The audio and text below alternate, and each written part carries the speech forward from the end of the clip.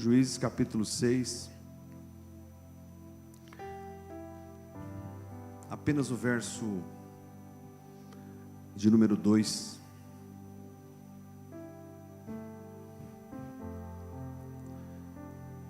Juízes 6:2. A palavra diz: os midianitas dominaram Israel. Por isso os israelitas fizeram para si esconderijos nas montanhas, nas cavernas e nas fortalezas. Vou ler novamente, apenas um versículo. Os midianitas dominaram Israel. Por isso, os israelitas fizeram para si esconderijos nas montanhas, nas cavernas e nas fortalezas. Se você puder fechar os teus olhos um pouquinho, ora comigo. Pai, no nome de Jesus, obrigado por esta palavra, obrigado por esta noite, obrigado pelo teu Espírito que aqui está. Nós não merecemos, mas o Senhor nos visita, o Senhor fala conosco, o Senhor nos conduz, o Senhor nos orienta, o Senhor nos traz para debaixo das suas asas. Senhor, que ninguém vá embora aqui nesta noite sem que algo mude no seu coração, sem que o teu Espírito Santo fale de maneira clara, audível no coração destas pessoas. Abençoe, Pai, cada família, cada marido, cada esposa. Abençoe cada um que aqui está e precisa do teu toque, da tua revelação. Oramos agradecidos em nome de Jesus. Amém. Irmãos, antes da gente explorar o que esse versículo está dizendo, é importante nós entendermos que ao longo de toda a história de Israel, em vários momentos, Israel foi subjugado, foi dominado. Ao longo de toda a história, Israel, ele passou por momentos difíceis, em que outros povos invadiam, dominavam, e a Bíblia é muito clara em dizer que em vários desses momentos, foi o próprio Senhor que os entregou nas mãos destes que eram os inimigos. No caso ali, os midianitas, a Bíblia diz ali em Juízes, que eles eram como gafanhotos. Não sei se você já viu uma nuvem de gafanhoto, ou um lugar que foi atingido por uma nuvem de gafanhoto. Quando uma nuvem de gafanhoto atinge uma plantação, atinge um lugar, destrói tudo, devora. E a Bíblia compara os midianitas com uma nuvem de gafanhotos.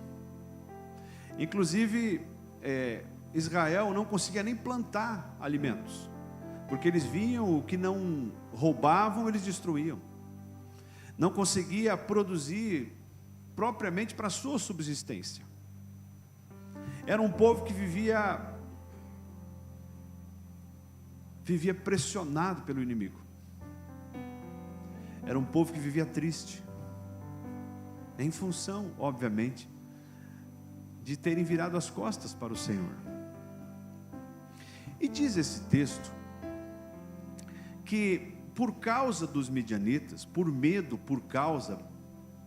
pela razão dos midianitas, este povo, os israelitas, eles começaram a se esconder. Fala comigo, se esconder. Eles começaram a se esconder. E eles fizeram ou encontraram, eu gostaria que você não perdesse a rema desta palavra. Então, não deixe que nada tire a tua atenção por alguns minutos. Eu prometo que vou ser breve. Eles se escondiam e eles fizeram esconderijos em 3 locais em específico. Diz o texto que eles se escondiam nas montanhas. Diz o texto que eles se escondiam nas cavernas. E também diz o texto que eles se escondiam em fortalezas. E é sobre isso que eu quero falar nesta noite. Sobre os nossos esconderijos. Não, pastor, eu sou uma pessoa que não me escondo. Talvez, depois de ouvir esta mensagem, você vai sair daqui achando que você anda se escondendo, como eu. Nós todos, em algum momento, nos escondemos. Nos escondemos por medo, por pressão, por angústia, por pecados.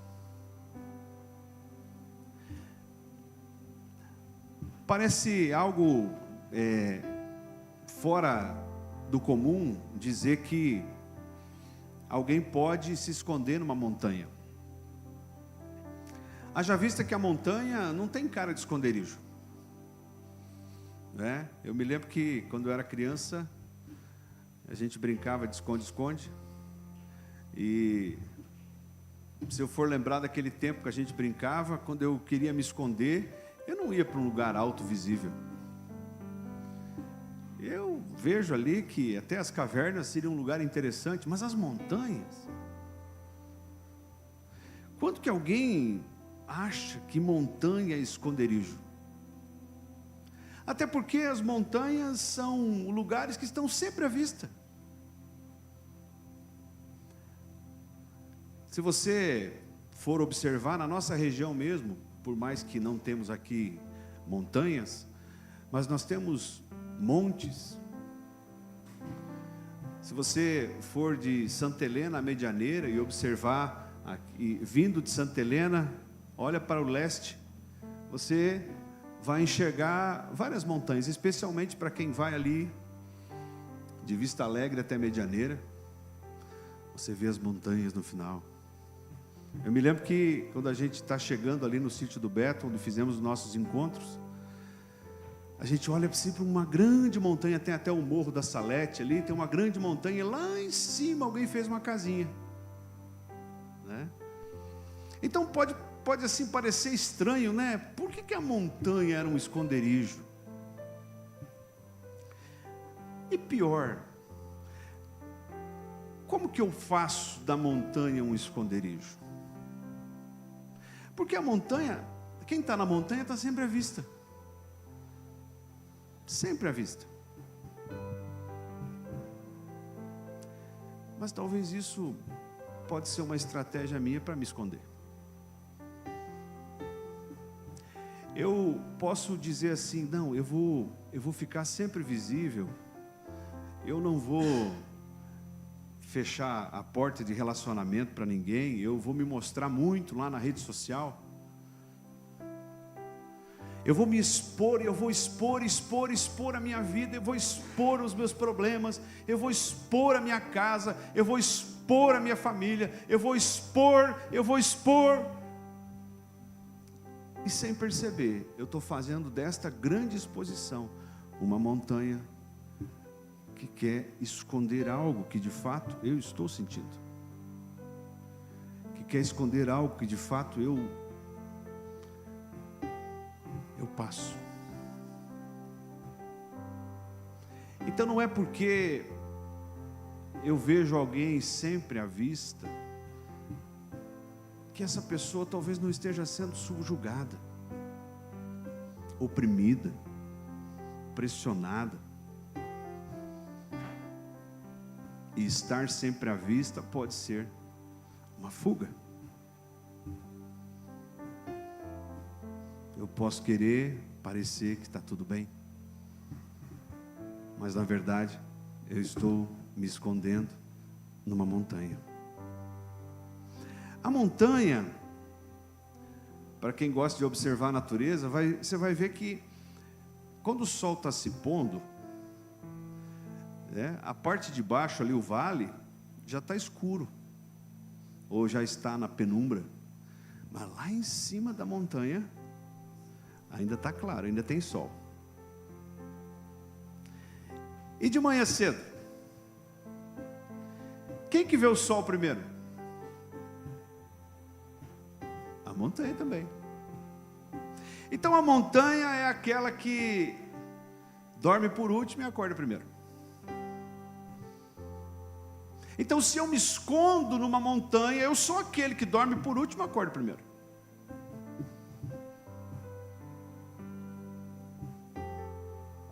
E não tem nada de errado nisso.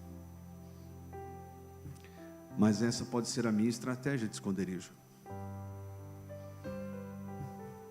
Ativismo. Preocupação constante. Eu faço questão de mostrar que eu não paro. Que eu tenho coisa para fazer, coisa para fazer, coisa para fazer, coisa para fazer, coisa para fazer.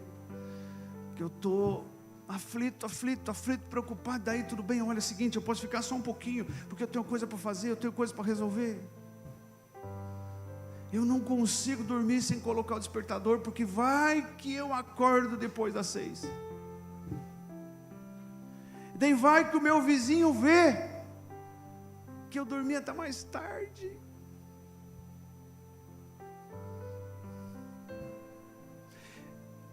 Há pouco tempo estava na casa do meu pai e ele comentou comigo: sabe que hora tua mãe acordou hoje? Ah, é, pai? Que hora? 8h30. Falei: pai, mas o que vocês tinham para fazer de manhã? Ah, mas essa hora é hora de tomar chimarrão.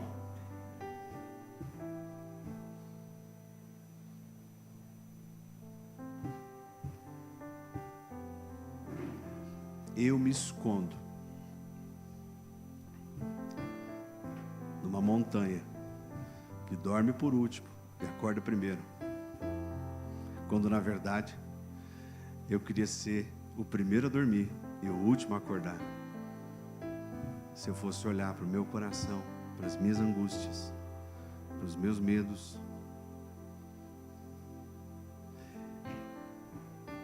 e esse ativismo, essa preocupação de demonstrar firmeza, força,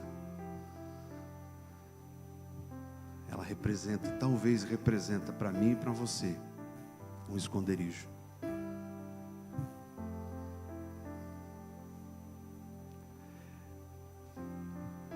Ainda sobre a montanha,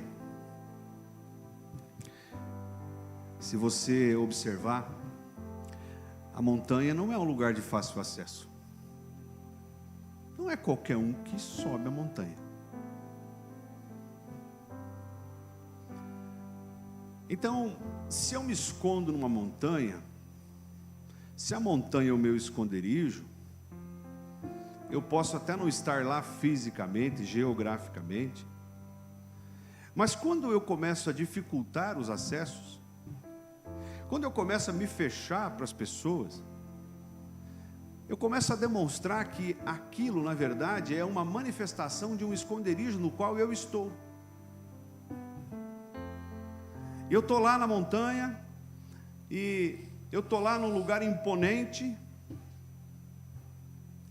e eu sei que para que alguém chegue onde é que eu estou, não é qualquer um que vai chegar. E eu sei que se eu estiver lá, eu vou dificultar o acesso das pessoas a mim. Eu sou uma pessoa fechada. Eu sou uma pessoa que não tem muitos relacionamentos. Eu sou uma pessoa que talvez tenha dificuldade de cultivar um relacionamento ou de reativar um relacionamento, mas talvez por medo, talvez por angústia. Eu mesmo já ouvi de tanta gente aqui da igreja que veio, talvez de outras denominações, que me disseram: pastor, eu tinha prometido que eu não ia mais para igreja nenhuma. Eu tinha prometido que eu ia cultivar o meu Deus, eu ia ficar na minha casa, eu ia ler a Bíblia, eu ia demonstrar que estava tudo bem. Estava na montanha, estava num lugar dizendo: não, está tudo bem, está lá na rede social postando versículo, está talvez postando um louvor, mas não quer que ninguém se aproxime. Ele não quer um contato, ele não quer um acesso. E quando eu começo a agir assim, sem perceber, eu estou me escondendo. Mas por que eu estou me escondendo? Base do texto, eu estou me escondendo porque tem alguém me pressionando, porque tem alguém me subjugando, porque tem alguém me ameaçando, porque tem alguém querendo roubar aquilo que eu tenho conquistado. E nós sabemos muito bem quem é o responsável por matar, roubar e destruir. Jesus, quando fala aos discípulos em João capítulo 10, ele diz: eu vim para que tenham vida. Eu vim para que tenham vida, e não qualquer tipo de vida. Eu vim para que tenham vida plena, vida completa. E eu aqui vou parafrasear, Jesus talvez estava dizendo: eu vim para que vocês vivam sem se esconder. Mas o inimigo, o ladrão, quando ele está falando ali em João 10, ele vem senão para matar, roubar e destruir. Então, quando eu me coloco numa situação de esconderijo, eu subo a montanha e me escondo lá, eu estou num lugar de difícil acesso, mas está parecendo que está tudo bem, porque eu estou me mostrando para todo mundo. Ou seja, eu estou me mostrando, mas eu não quero que ninguém chegue a mim. Eu, na verdade, estou me escondendo. Eu estou me escondendo.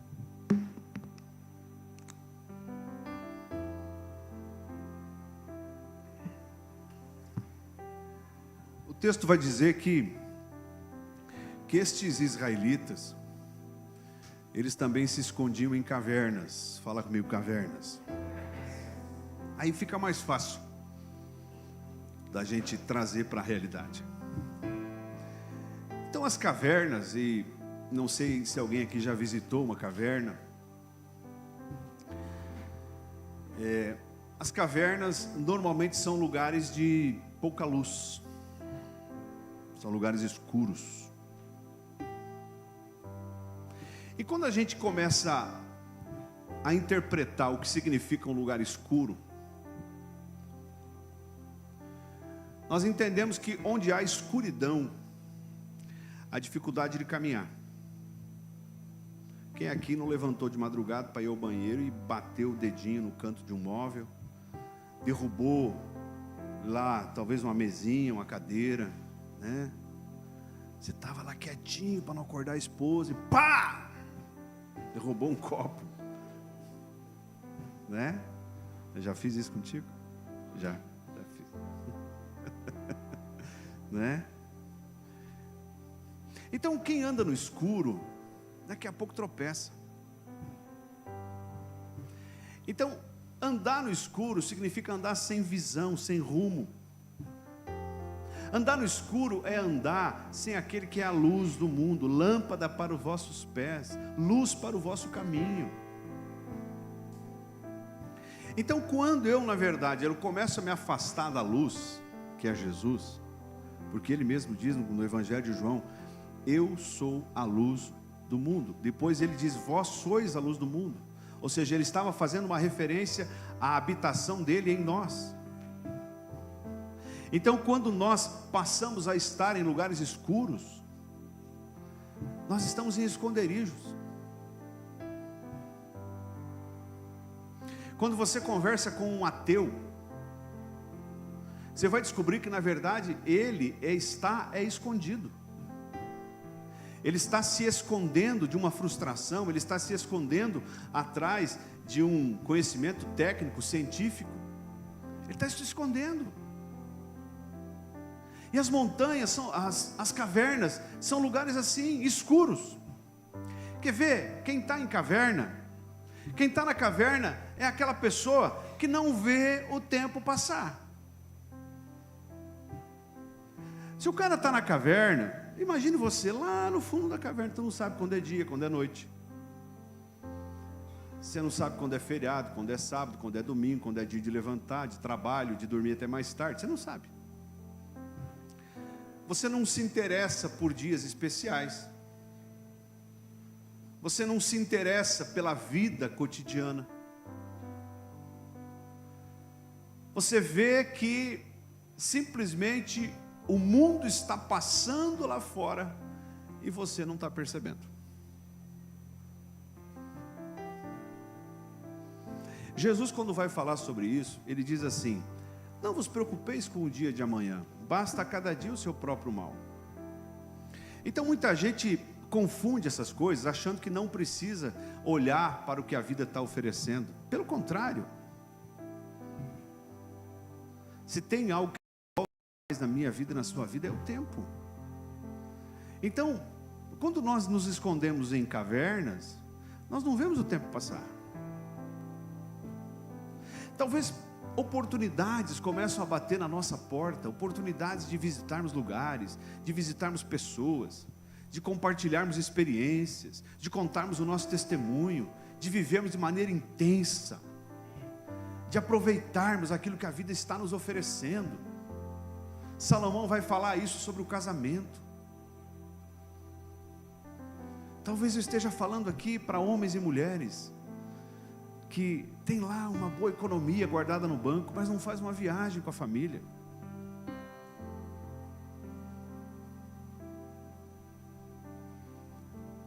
Quando eu estou assim, eu estou na caverna, estou escondido num lugar em que o tempo está passando e eu não estou percebendo. Os dias estão virando e eu estou sempre no mesmo lugar. O tempo está passando e eu estou sempre do mesmo jeito. Eu não vejo coisas novas, eu não aprendo coisas novas, eu não vivo coisas novas, eu não vou para lugares novos, eu não conheço pessoas novas, eu não me abro para o novo de Deus, eu fico escondido naquilo que me convém. E o tempo está passando.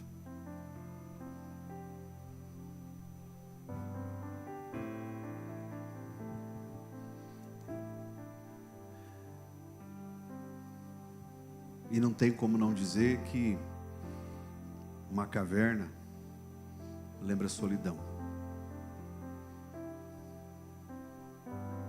Solidão, que palavra dura. Se tem uma coisa que a gente tem que ter certeza, é que Deus não fez o homem para viver sozinho. O homem, a raça, o homem, eu e você, nós somos um ser social. Ele mesmo diz, ouvimos lá no congresso, não é bom que o homem esteja só. Não é bom que a mulher esteja só. Isso não significa que nós não precisemos de momentos de solitude, momentos de introspecção. Mas solitude é uma coisa, solidão é outra. A solitude tem prazo de validade. Eu mesmo agora há pouco estava participando do ensaio e eu precisava alinhar algumas coisas com Deus e eu sumi lá, me tranquei no carro, fiquei meia hora sozinho. Eu precisava daquele momento. E talvez você que está aqui precisa de momentos assim. Mas isso não pode se transformar numa rotina. Daqui a pouco você não quer conversar com ninguém, você não quer ver ninguém, você não quer aprender com ninguém. E quando isso começa a acontecer, você está se escondendo. Você está numa caverna. E se você está se escondendo, você está na caverna, é porque alguém está te pressionando. E você precisa descobrir o que é. O que está te levando para lá? O que está fazendo com que você esteja lá num lugar sem luz? No lugar onde o mundo passa e você não percebe, no lugar onde você não quer se relacionar com as pessoas. Você não foi feito para isso. Eu posso ouvir um amém? Amém. Você não foi feito para isso. Eu e você fomos feitos para viver em comunhão, em sociedade, em comunidade. Quando você olha para a Bíblia, os primeiros cristãos, eles foram esparramados, mas de tempo em tempo eles se reuniam nas casas, se reuniam no templo. E os cristãos esparramados pelo mundo todo foram formando pequenas comunidades. Dali começam a surgir as pequenas igrejas, as pequenas congregações.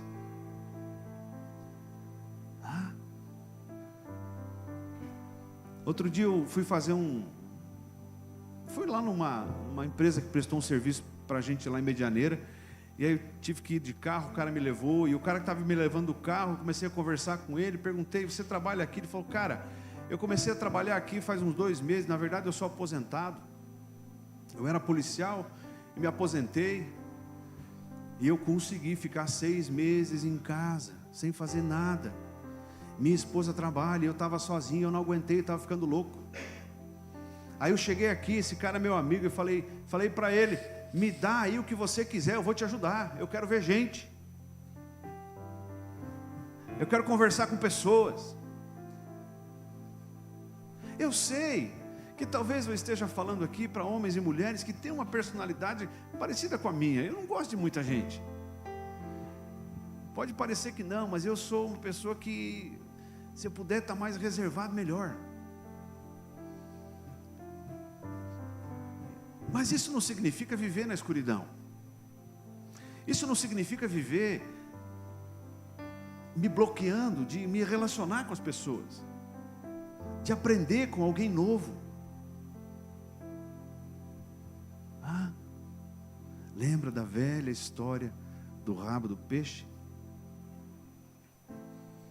Quem aqui não ouviu um dia do seu pai, do seu avô, ou mesmo do seu marido, da sua esposa, a velha frase: eu sempre fiz assim, eu vou morrer fazendo assim. Caverna, esconderijo.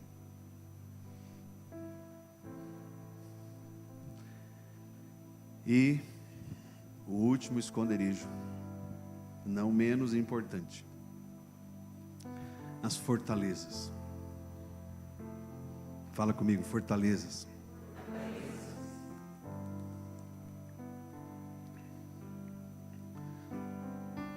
Eu acho que aqui no Paraná nós temos fortes ou fortalezas, aqui principalmente no litoral. As fortalezas eram muito comuns na época de guerra, na época de descobrimento. E normalmente as fortalezas, elas abrigavam tropas. Eu quero aqui viajar contigo sobre algumas características das fortalezas, para que a gente possa entender por que aqueles israelitas se escondiam na fortaleza e o que isso tem a ver comigo e com você hoje. Observe, as fortalezas, elas são construídas pelo homem, pelo próprio homem. Então não é a natureza que constrói a fortaleza, é o homem que constrói. Então pensa comigo, eu posso estar me escondendo num lugar que eu mesmo construí.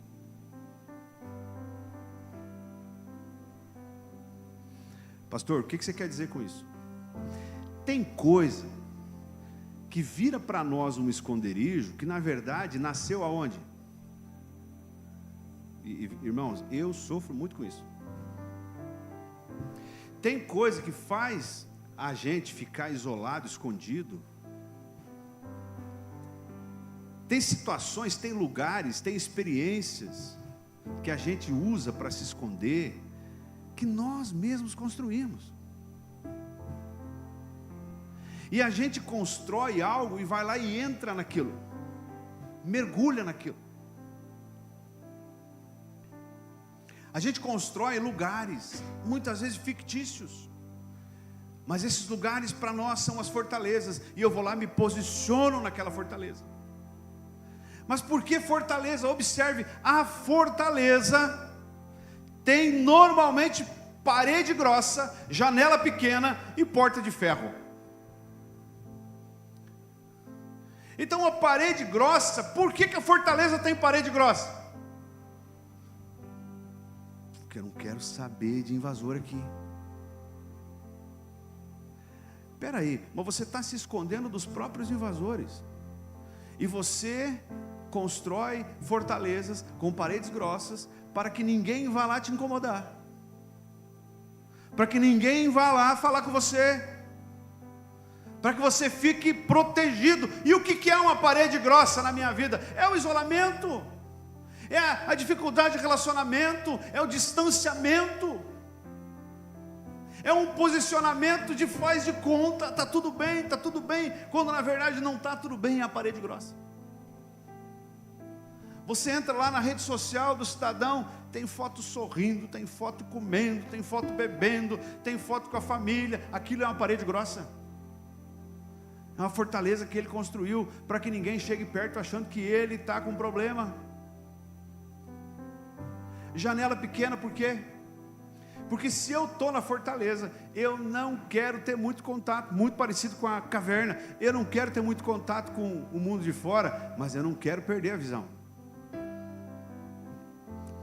Eu quero dar uma olhadinha de vez em quando. Porta de ferro.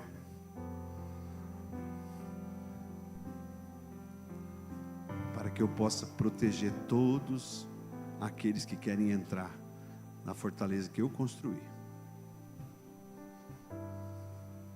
Eu construí. Eu construí. Eu tenho a minha fortaleza.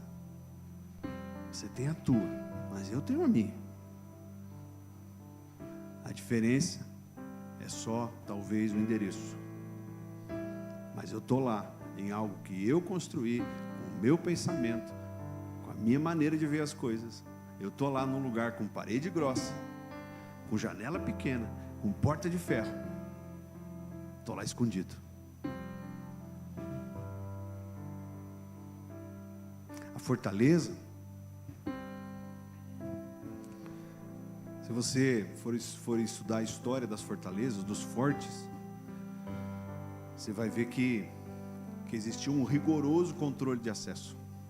Observe que tanto da caverna, quanto da montanha, quanto da fortaleza, tem dificuldade de controle de acesso.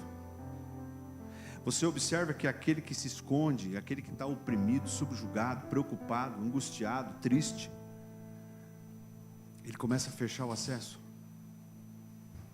Ele começa a bloquear a porta.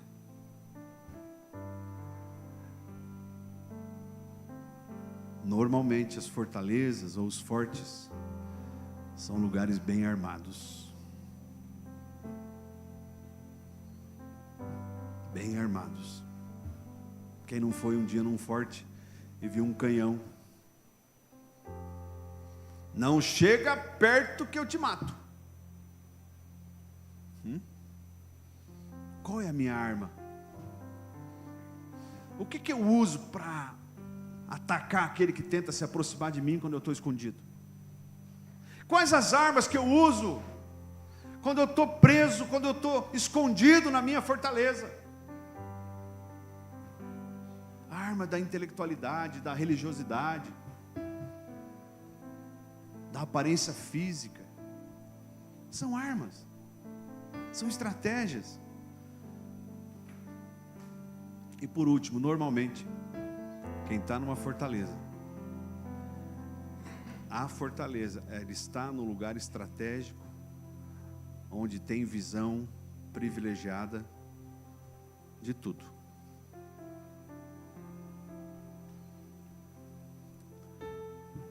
Eu estou com medo,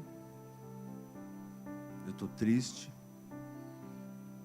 eu estou perdendo as coisas, mas eu preciso ter controle. E na verdade, se isso tem acontecido, eu estou me escondendo. Você deve estar pensando aí, pastor, você trouxe uma palavra triste para a gente? Não. Até aqui foi um momento de reflexão. E até aqui eu fiz questão de talvez ser um pouquinho dramático, para fazer com que você consiga se localizar. Primeiro, você anda escondido?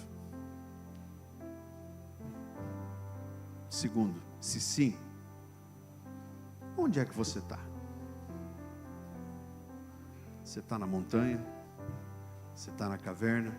Ou você está na fortaleza?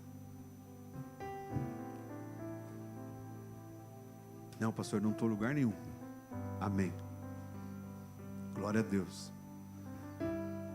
Mas eu desconfio que em algum momento da sua vida você já esteve.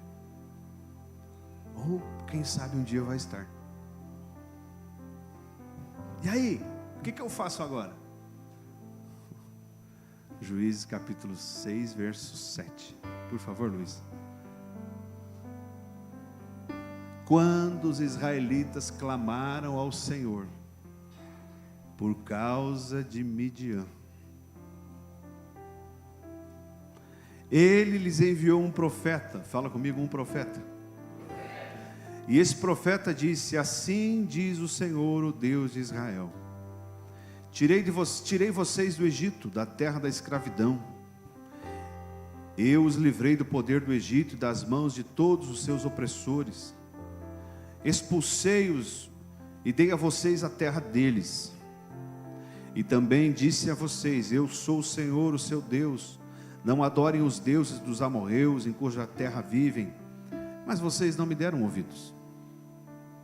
Então o anjo do Senhor veio, sentou-se sobre a grande árvore de Ofra, que pertencia ao abiesrita Joás. E Gideão, filho de Joás, estava malhando trigo num lugar de prensar uvas, um tanque, para escondê-lo dos midianitas.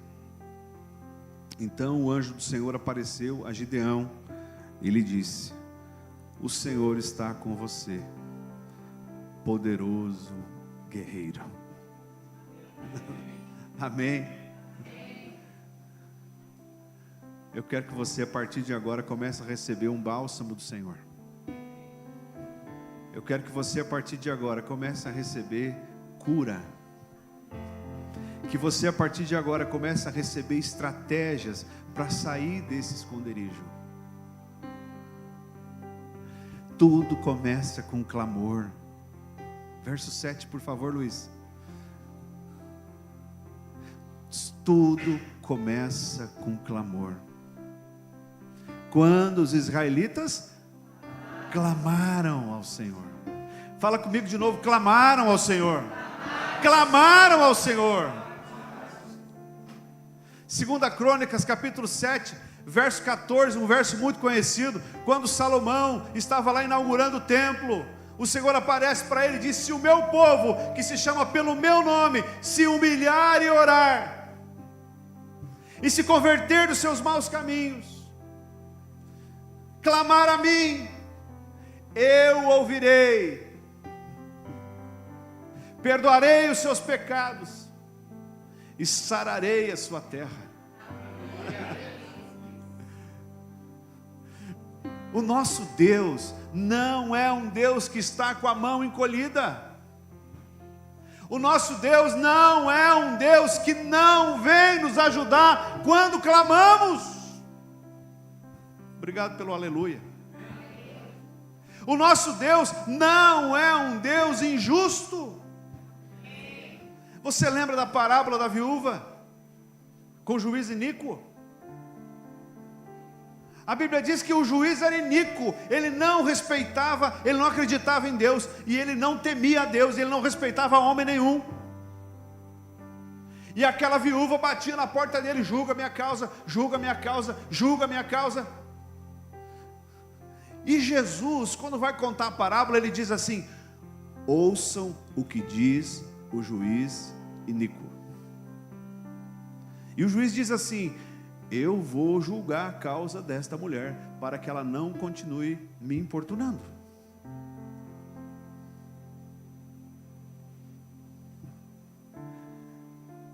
Quando clamamos a Deus, não do nosso jeito, mas do jeito dele, ele responde.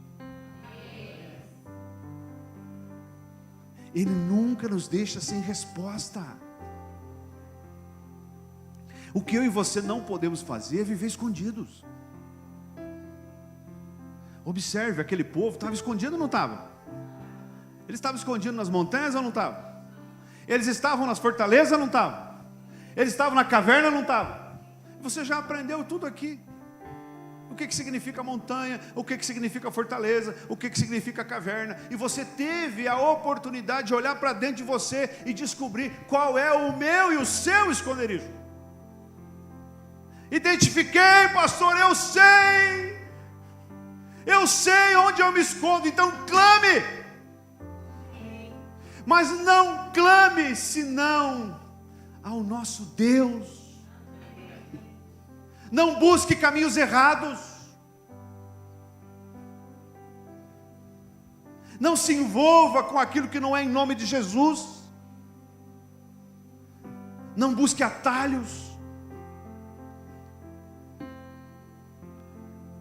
Missal nunca teve isso, e eu estou vendo em vários lugares nas ruas. Medianeira está infestado de plaquinha. Eu jogo cartas, eu jogo búzios, eu faço trabalhos, eu trago o amor de volta, trabalhos para o amor, trabalhos para a vida profissional.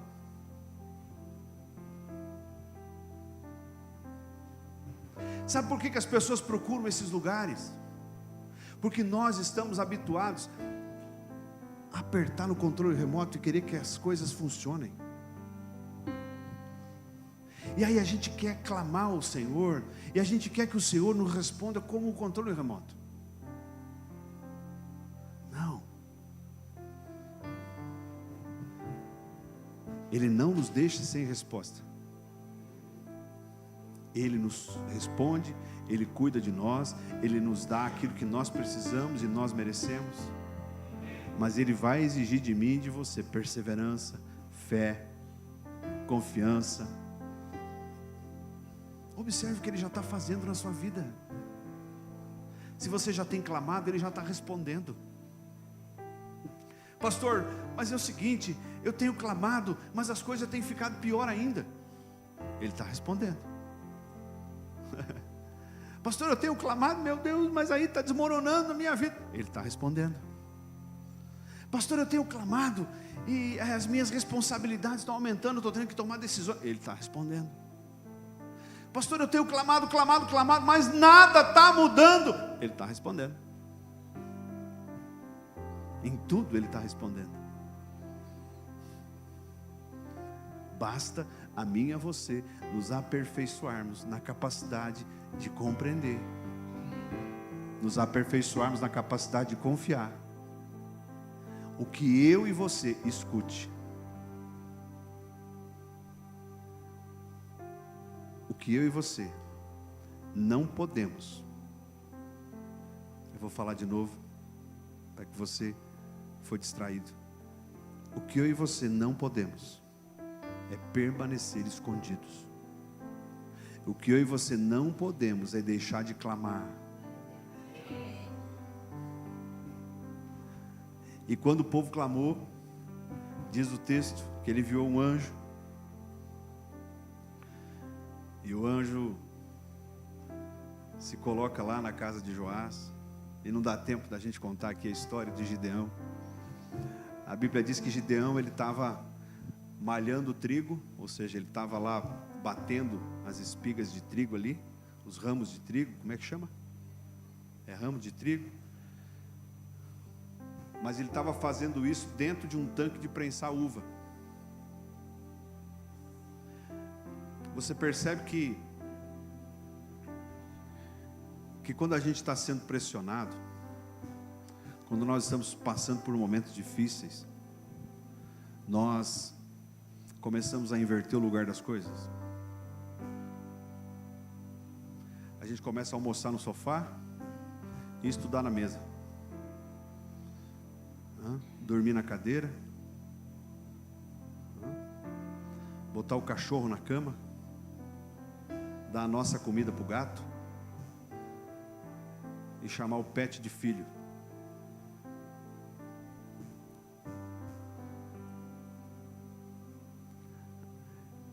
Quando nós estamos atribulados, aquilo que era errado começa a parecer que está certo.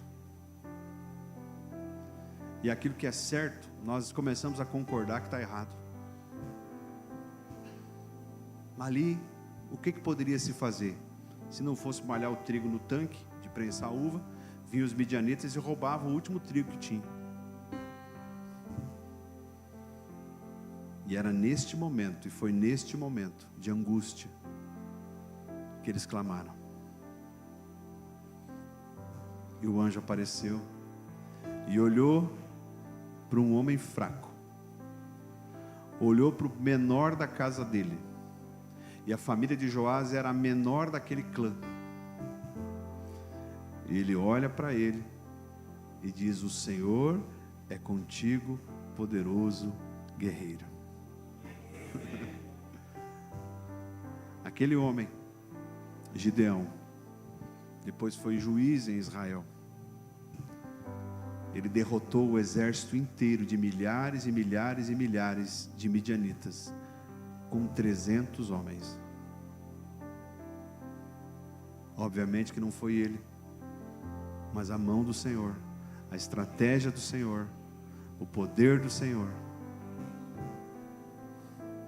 E a paz voltou a reinar em Israel.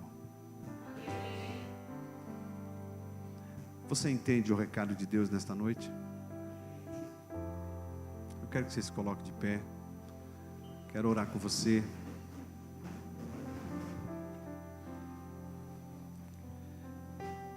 Aleluia.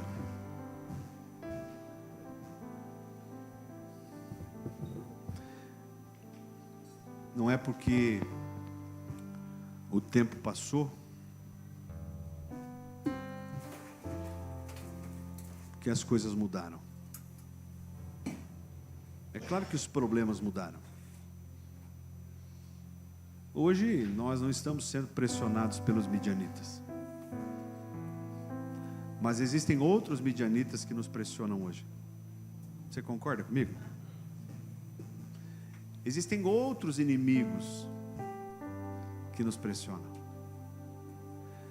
E da mesma maneira que aquele homem se sentia incapaz de lutar, talvez eu e você nos sentimos. Talvez você pode dizer: eu sou o menor, eu sou o mais fraco, eu sou aquele que já apanhou tanto, eu sou aquele que já chorou tanto. O anjo do Senhor olha para ti e diz: o Senhor é contigo, homem valente, poderoso guerreiro. Vou te fazer uma pergunta. Quando Jesus veio, a família dele era de Nazaré. Ele nasce em Belém, por causa da origem da tribo de Davi, e para que se cumpra a promessa. Mas a família dele era de Nazaré. E eu vou usar um exemplo aqui de Missal. Se você for comprar, a Adriana que nasceu nessa região aqui vai me ajudar. Se você for comprar 10 mil metros quadrados nesta região aqui, norte do município, não sei exatamente quanto vale, mas eu vou chutar ali 100. Se você vai comprar 10 mil metros quadrados nesta região sul, 30. É mais ou menos isso? E todo município tem isso. Lá em Santa Helena tem, Medianeira tem, Itaipulândia tem. Tem as regiões das cidades que as pessoas dizem: opa, os bairros, não é assim? Tem os bairros mais valorizados, tem aqueles lugares que a pessoa diz: ah, mas lá só mora ralé, lá só mora gente pobre. E outro, as pessoas dizem: não, lá moram os importantes. Nazaré era um lugar desse. Era um lugar que ninguém dava nada. Viu, Gert? Era um lugar que ninguém dava nada. E aí quando falaram: peraí, mas de onde é que vem esse Jesus aí? De Nazaré. Pode vir alguma coisa boa de Nazaré?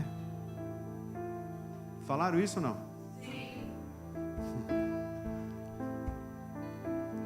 Pode. Talvez você olhe para Deus e diz: Senhor, pode nascer algo bom de mim? Pode. Pode nascer, pode ter solução para o meu problema? Pode. O Senhor pode escrever de novo a minha vida? Pode. Mas está todo mundo falando que eu não valho nada, que eu já cometi tantos erros, que eu sou o menor, que eu sou mais fraco.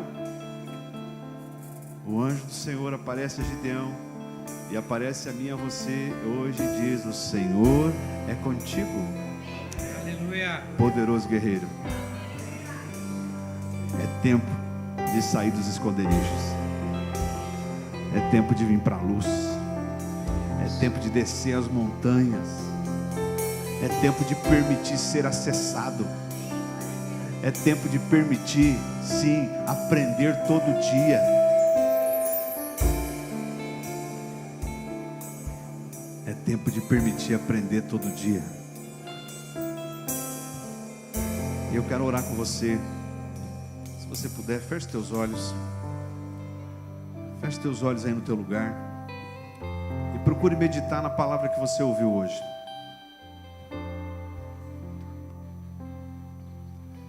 Procure meditar na palavra que você ouviu hoje.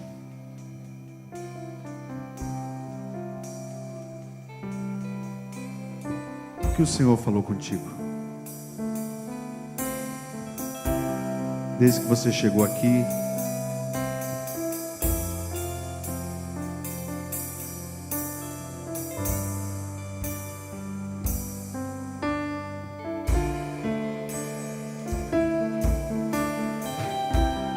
o que o Senhor falou com você? Deixa o Espírito Santo sondar a tua vida, sondar teu coração.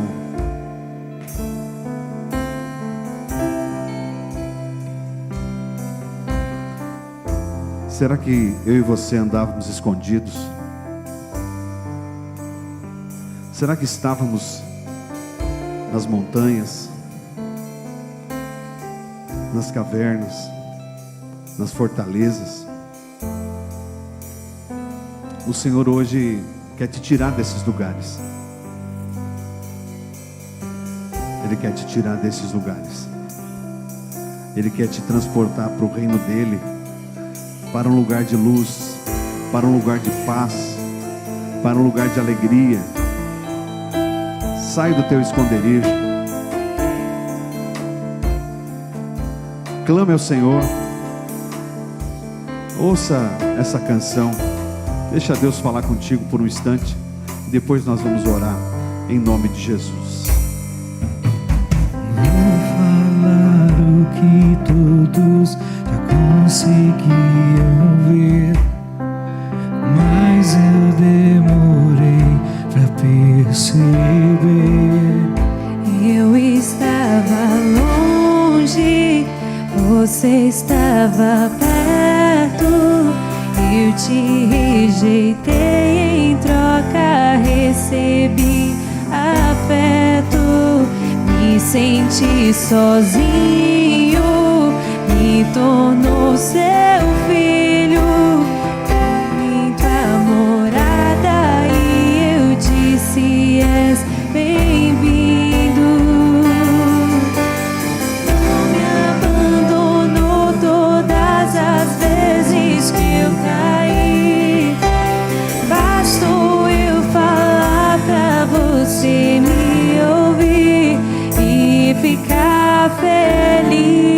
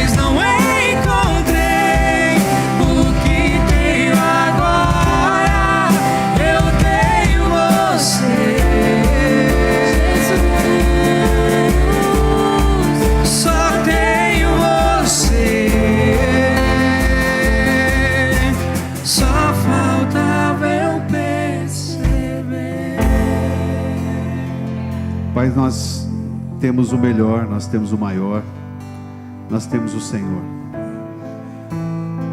Se nesta noite alguém chegou aqui escondido, usando de esconderijos, oprimido, cansado, maltratado, e por isso construiu para si fortalezas, se embrenhou nas montanhas, nas cavernas, tem vivido uma vida de solidão, ou talvez tem feito de conta que está tudo bem, quando na verdade não está.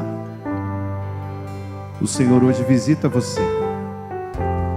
O Senhor visita você. O Senhor hoje diz: clame a mim e eu te responderei. Entrega o teu caminho ao Senhor, confia nele, e o mais ele fará. Eu profetizo um tempo de paz na tua vida. Profetizo um tempo longe dos esconderijos, longe das montanhas, longe das cavernas, longe das fortalezas. E profetizo que sim, o inimigo, representado ali pelos midianitas, ele não mais vai te atormentar, porque a tua vida pertence ao Senhor Jesus. Muito obrigado, Pai. Muito obrigado por esta noite, em nome de Jesus. Amém. Só um instantinho, antes da gente orar para terminar. Vem aqui, amor, um pouquinho. Quero convidar aqui o André e a Stephanie, por favor, fazer aqui duas coisas.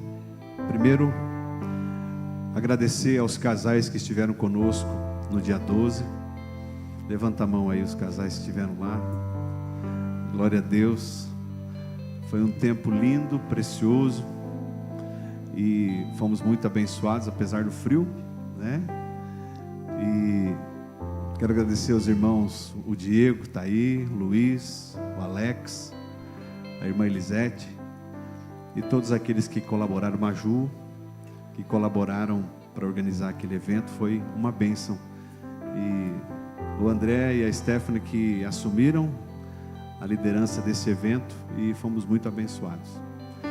E também para dizer que nós 4 estamos viajando agora na quarta-feira de madrugada para um retiro de casais promovido pela Abba Pai. E eu quero pedir que vocês orem por nós, que vocês orem pela viagem, orem por aquilo que nós vamos receber lá, e no domingo estaremos aqui de volta, se assim o Senhor permitir, para que possamos sim também entregar à igreja aquilo que vamos receber lá. Amém? Vanessa, vem aqui orar conosco, por favor. Irmãos, estendam suas mãos. Senhor, meu Deus e meu Pai, diante de Ti, Senhor, eu entrego a vida do pastor Márcio, da pastora Sheila, da Stephanie e do André, Pai. Tu tens um tempo reservado, Senhor, para eles, para serem ministrados, Senhor, sobre aquilo que o Senhor quer derramar. E eu te peço, Senhor, que o Senhor já seja o Senhor do ir e do vir, os leve e os traga em segurança, Pai. Eu te peço que os teus anjos estejam acampados, Senhor, no percurso, naquele carro, Deus, lutando, Senhor, contra todo aquilo que o inimigo vier a investir contra eles, Pai. Deus, que seja o Senhor na condução do veículo, que seja o Senhor na condução de todos aqueles que por eles passarem nessas estradas, Pai. Dê livramento de acidentes, Senhor. Dê livramento de problemas mecânicos, Pai. Dê livramento de tudo aquilo, Senhor, que possa impedi-lo, Senhor, de estar naquele lugar. Nós sabemos que esse encontro, Pai, de casais, ele vem para nos abençoar também como igreja, Pai. Então eu te peço, derrama, Senhor, do Teu Espírito Santo. Derrama a Tua unção naquele lugar. Derrama a Tua graça, Senhor. Que eles sejam abastecidos e que eles possam nos abençoar, Pai. Abençoa, Deus, em nome de Jesus. Amém. Amém. Amém. Que o amor do Pai, a graça do Filho e a comunhão do Espírito Santo esteja com você, em nome de Jesus. Dê um abraço quem está do teu lado. Que Deus te abençoe. Boa semana, vá em paz, em nome de Jesus.